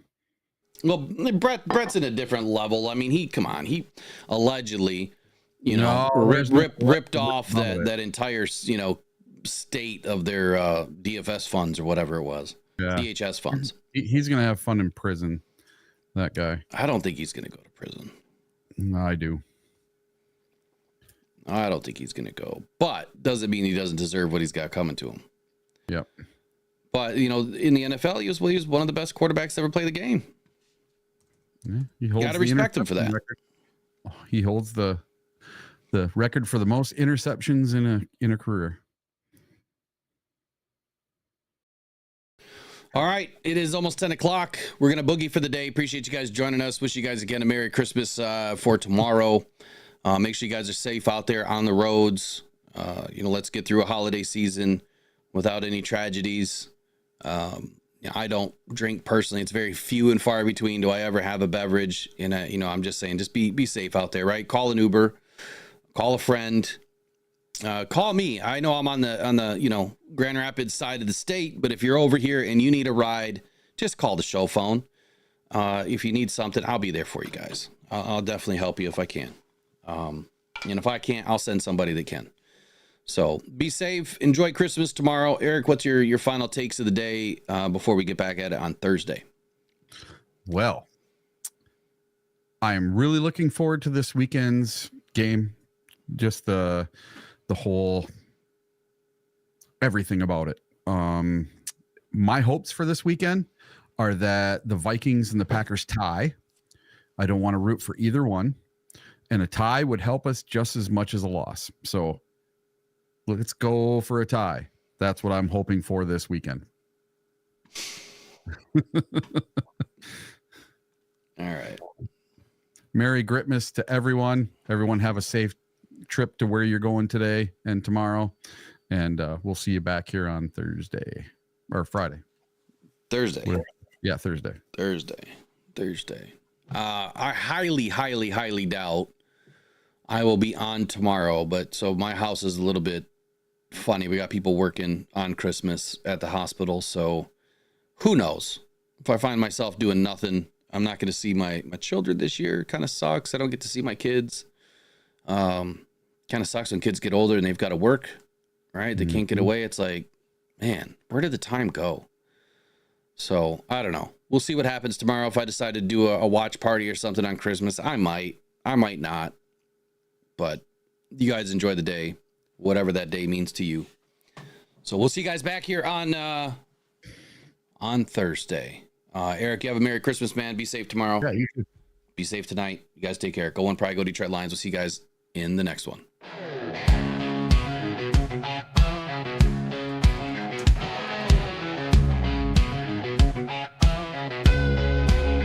Big guys in the huddle, man, talking football. NFL, college, man, they cover it all. Feel the tension, prediction, and the call. Fantasy life, betting rise or fall. Talking football night and day. NFL and college, hey, hey. Bets and stats, they don't play. Fantasy champs on our way. Guitars, roaring hearts, beating fast. Catch a pass, score, man, have a blast. Three voices, keeping it clear. Listen up, the season's here.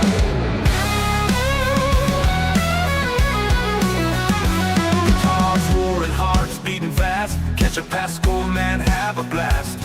Three voices, keeping it clear. Listen up, the season's here. Talking football night and day. NFL and college, hey, hey. Bets and stats, they don't play. Fantasy champs on our way. Guitars, roaring hearts, beating fast. Catch a pass, score, man, have a blast. Three voices, keeping it clear.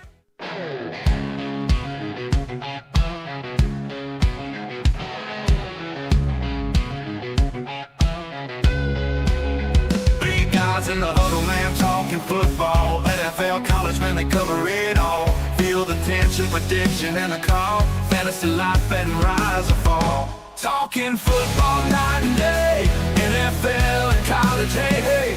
Bets and stats, they don't play. Fantasy champs on our way. Guitars, roaring hearts, beating fast. Catch a pass, score, man, have a blast. Three voices, keeping it clear. Listen up, the season's here.